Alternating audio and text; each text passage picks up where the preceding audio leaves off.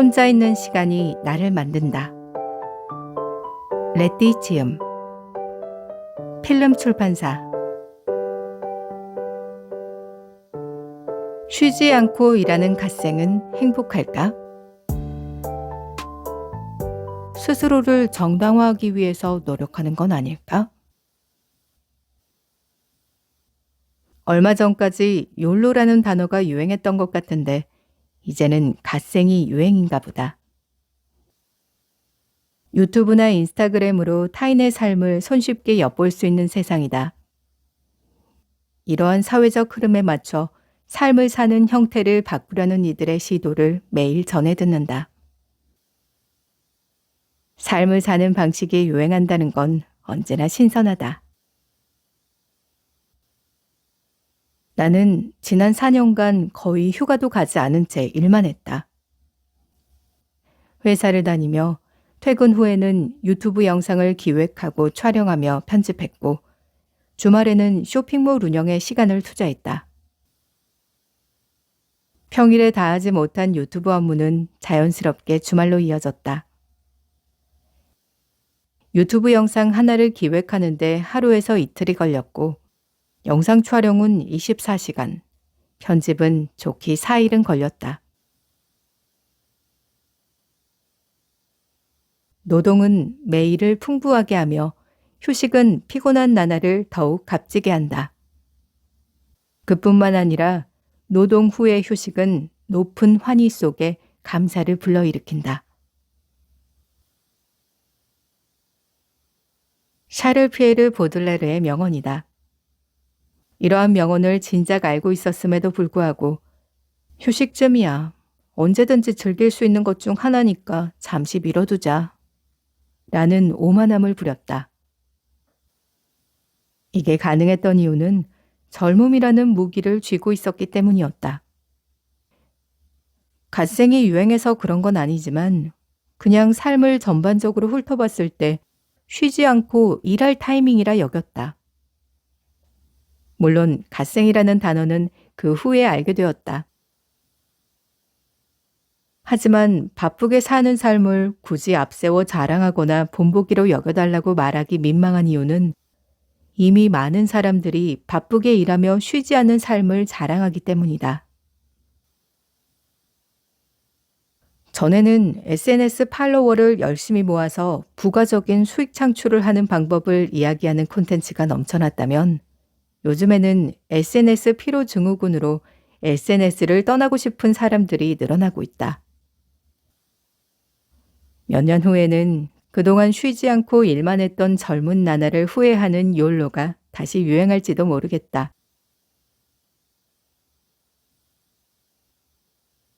현재는 갓생을 사는 부지런한 사람들이 점점 많아지고 있다. 갓생이란 God, 생, 날생의 합성어로 타의 모범이 되는 목표지향적인 부지런한 삶을 사는 사람들을 일컫는다. 미라클 모닝이 한창 유행했을 무렵 유튜브에는 실제 미라클 모닝을 실천하는 콘텐츠가 넘쳐났고 같은 24시간을 조금이라도 더 일찍 알차게 쓰기 위해 노력하는 사람들이 많았다. 부지런함을 실천하지 못하는 이들에게는 하나의 지침서와도 같은 소중한 재산이 되었을 수도 있겠지만 이미 스스로 충분히 부지런하다고 생각했던 사람들은 순식간에 좌불안석으로 불안해하기도 했다.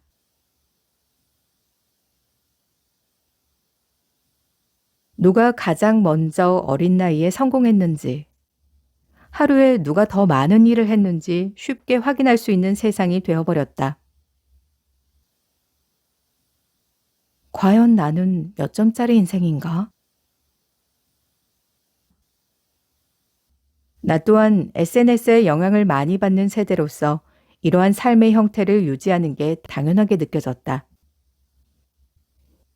휴일에도 생산적인 일을 적어도 하나쯤은 해야 마음이 편안했다.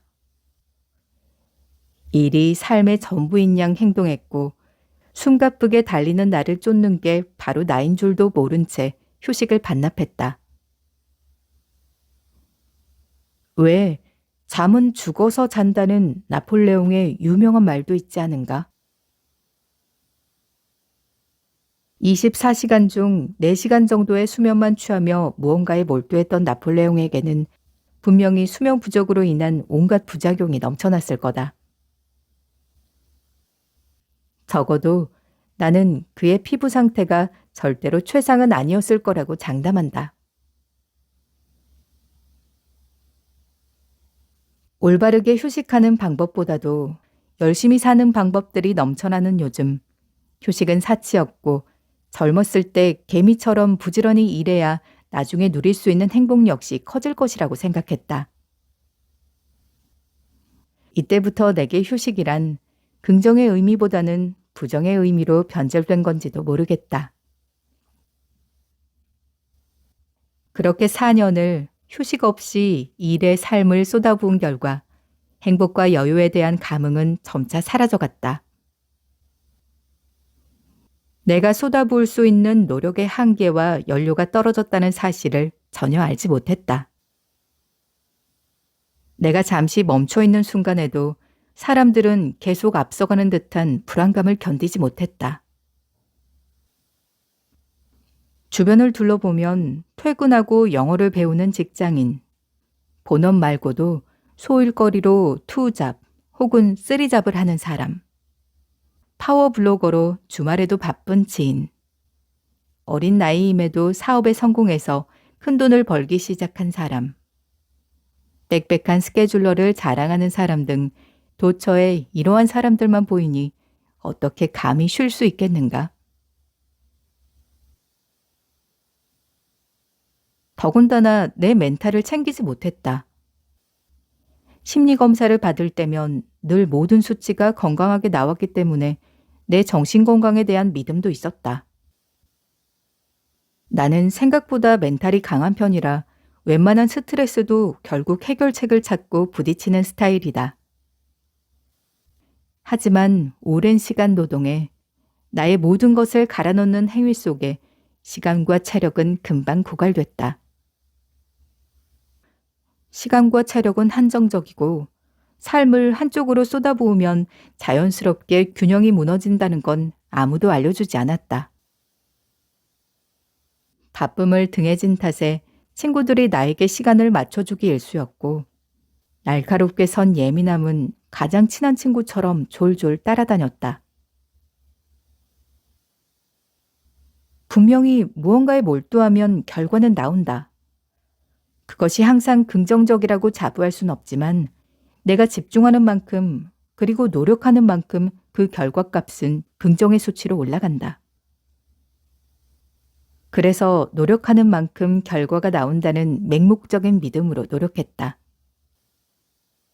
하지만 처음 50의 성과에 200만큼의 행복을 느꼈다면 그 다음에는 100의 성과로 100의 행복을, 그 다음에는 200의 성과로 50의 행복을 느끼게 된다. 유명인들이 마약과 도박에 빠져 스스로를 타락시키는 뉴스 기사를 볼 때마다 전혀 이해할 수 없었다. 물론 어떤 이유든 마약과 도박은 절대 해서는 안 되는 일임이 분명하지만 지금은 그들이 뭘 그토록 찾아 헤맨 건지에 대해서 어렴풋이 알 것 같다. 한마디로 성취감에서 내가 취할 수 있는 행복은 한정적이라는 사실이다. 그래서 우리는 성취감이 아닌 다른 부분에서도 행복감을 취하는 삶을 살아야 한다.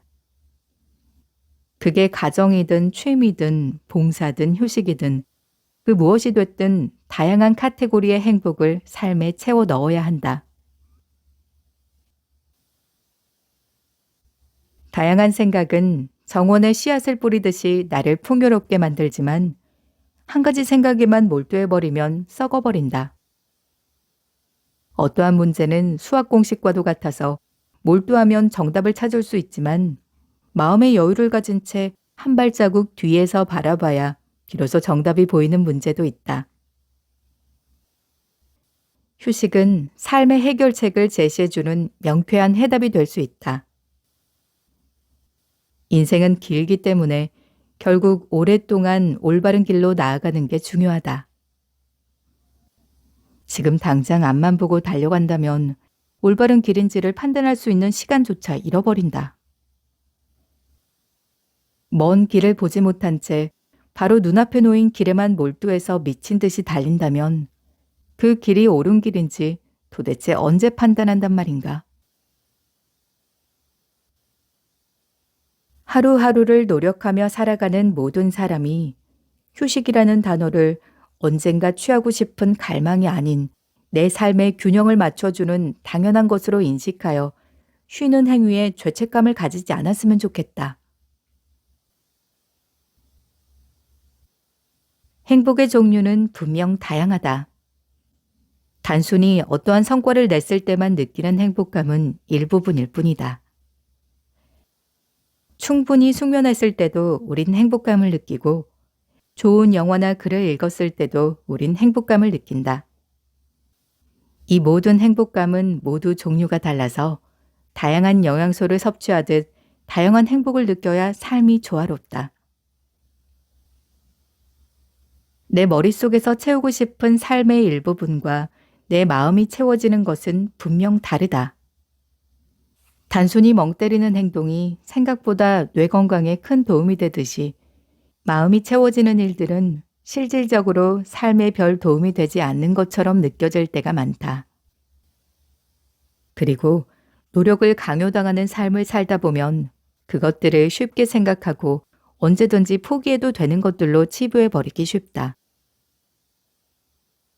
내가 마음 깊이 진정으로 원해서 즐거움을 느끼며 노력하는 일이 아닌 이상 의무감 정도에서 그치는 것이다.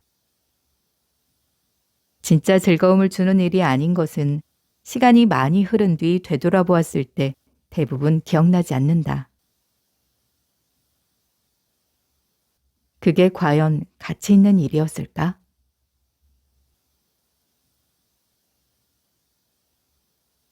죽기 직전 나의 삶을 파노라마처럼 되돌아본다면 노동으로 보낸 시간이 떠오를까?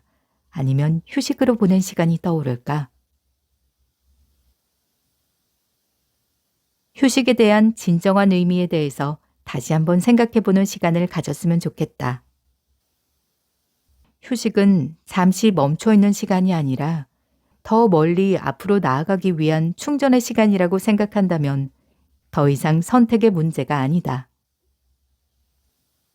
번아웃이라는 단어도 자주 찾아볼 수 없는 세상이 왔으면 좋겠다.